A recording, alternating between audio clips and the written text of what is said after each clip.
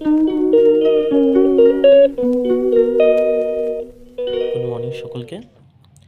আগের দিন আমাদের আলোচনার বিষয় ছিল ক্লাস 12-এর রাশিবিজ্ঞানের যে স্ট্যাটিস্টিকের পার্টটা আছে, মিন, মিডিয়ান, মোড। আগের দিন আমরা দীর্ঘ পদ্ধতিতে মিন কী করে বার করতে হয় সেটা আলোচনা করেছি। আজকে আমরা আলোচনা করব কিভাবে কল্পিত পদ্ধতিতে মিন বার করতে হয়।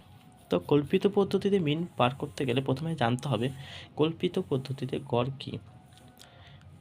কল্পিত পদ্ধতিতে গড় হচ্ছে ইচ্ছামতো কোনো রাশিকে গড় হিসাবে ধরে নিলে তাকে কল্পিত গড় বলে। এটা বারবার পরীক্ষায় আসে, কারণ একটা 8 নম্বরে আমাদের বড় প্রশ্ন আসবে অঙ্ক থেকে, এবং সেখানে প্রশ্ন হয় 2 + 6, অর্থাৎ 2 নম্বরে একটা প্রশ্ন থাকে, তার সঙ্গে 6 নম্বরের অঙ্ক থাকে, বা 4 + 4 পুরোটাই অঙ্কও থাকে। তো বেশিরভাগ ক্ষেত্রে কী হয়, 2 + 6 দেয়। তো এই 2 নম্বরের জন্য এটা খুবই ইম্পর্টেন্ট যে কল্পিত গড় কাকে বলে। কী বললাম? ইচ্ছা মতো কোনো রাশিকে গড় হিসাবে ধরে নিলে তাকে কল্পিত গড় বলে। তো কল্পিত গড়ের সূত্রটা কি? কল্পিত গড়ের সূত্র হচ্ছে assume mean plus summation fx by n into i. আমরা সামেশন এফএক্স বাই এন সম্পর্কে আগের দিন আলোচনা করেছি।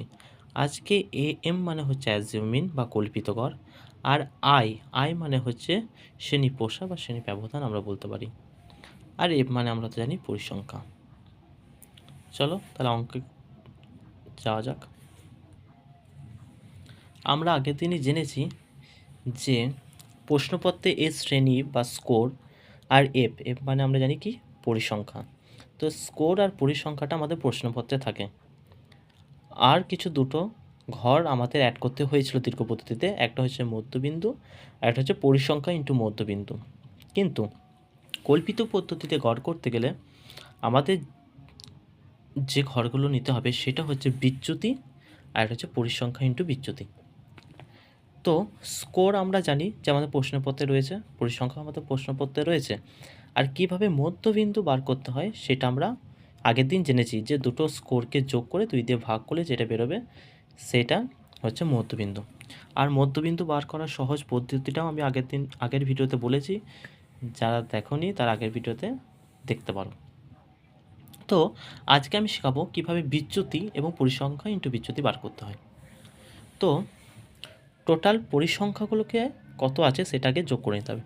আমার টোটাল পরিসংখ্যা আছে 34। এরপর এটা একটা নিয়ম আছে যে 34 সেটাকে 2 দিয়ে ভাগ করতে হয়। 2 দিয়ে ভাগ করলে বেরোচ্ছে কত? আমার বেরোচ্ছে 70। তো এরপর কি করব?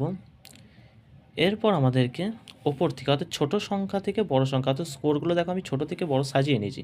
প্রথমে দেখো 40 থেকে 45, তারপর 45 থেকে 50, 50 থেকে 55, এরকম করে পরপর আমি 75 থেকে 80 পর্যন্ত সাজিয়ে নিয়েছি।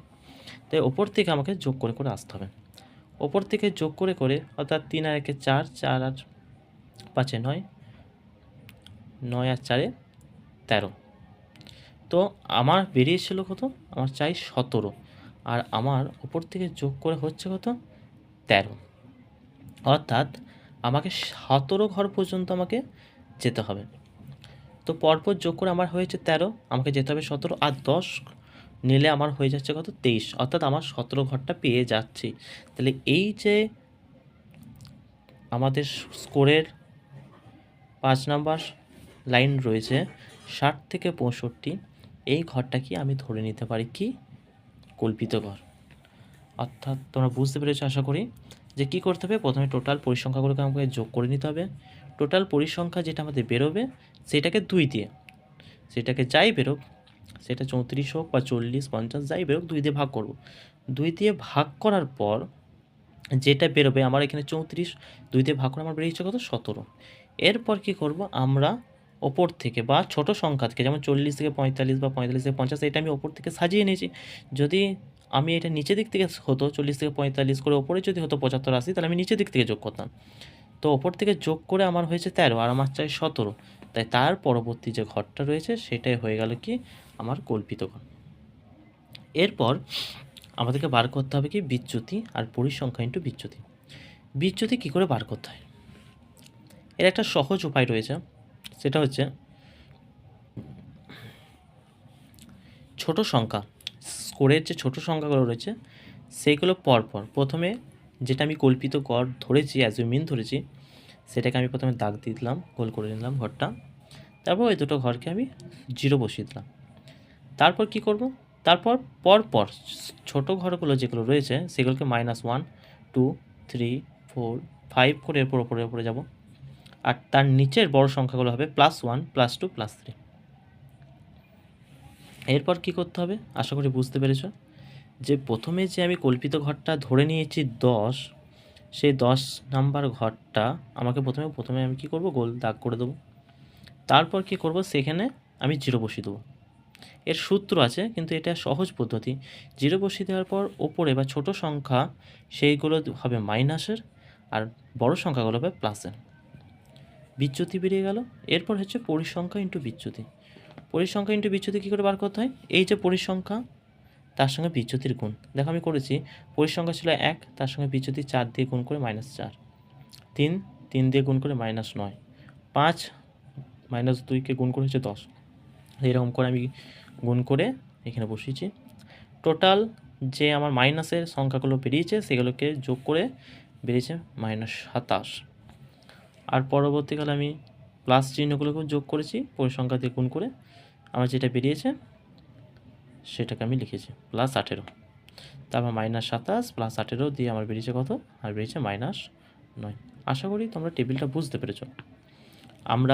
আমি আবারও বলছি, পরিসংখ্যাগুলোকে টোটাল যোগ করে 2 দিয়ে ভাগ করে যেটা বেরোবে আমরা পরপর যোগ করে আসবো যতক্ষণ না আমার এই সংখ্যাটা আসছে। এই সংখ্যাটা যেখানেই আসবে, যদি আমার এখানে 4-এর ঘরে আসতো তাহলে আমি সেটা ধরে নিতাম। আমার এসেছে কি 10-এর ঘরে, তাই আমি 10-এর ঘরটাকে ধরে নিয়েছি। আবার আরেকটা সহজ পদ্ধতি হয়, যেটা যে পরিসংখ্যার যে সংখ্যাটা সবচেয়ে হাইয়েস্ট সেটাকেও আমরা কল্পিত গড় হিসেবে ধরতে পারি।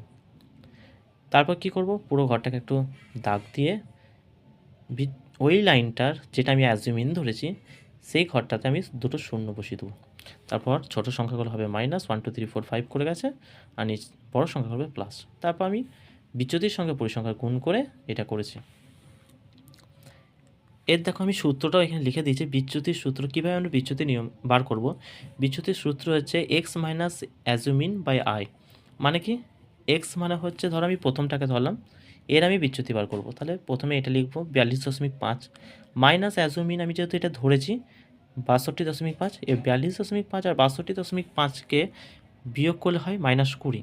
আর i ব্যবধান, i মানে আমরা আগেও জেনেছি যে ব্যবধান, তো 40 থেকে 45-এর ব্যবধান হচ্ছে 5। তো দেখো আমি এখানে 5 লিখেছি, তাহলে -20/5 হচ্ছে কত, -4। এরকম করে পরপর করতে হবে। 47.5কে 62.5 দিয়ে বিয়োগ করে যেটা বেরোবে সেটাকে ব্যবধান দিয়ে যদি ভাগ করা হয় তাহলে আমাদের বিচ্যুতি বেরিয়ে যায়। কিন্তু আমি যেটা বললাম সেটা হচ্ছে সহজ পদ্ধতি। এরপর আমাদের সূত্র যেটা আছে সেটা আমি এখানে লিখেছি, assume mean plus summation fx by n into i। Assume mean কত, 62.5 মধ্যবিন্দু, এইটা মাথায় রাখতে হবে। গড় করতে গেলে আমাদের মধ্যবিন্দুটা দরকার হয়, তো মধ্যবিন্দু 62.5 লিখেছি। সামেশন fx বেরিয়েছে -9, আমি -9 দিয়েছি। নাম্বার আমার বেরিয়েছিল 34 লিখেছি।